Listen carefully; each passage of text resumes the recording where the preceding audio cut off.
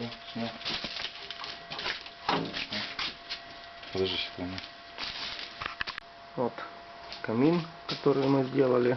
Первое поджигание бумажки.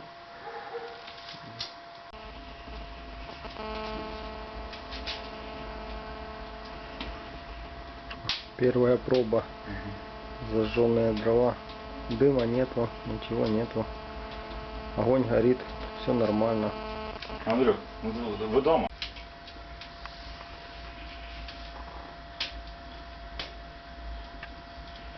Наш собственный камин, сделанный своими руками.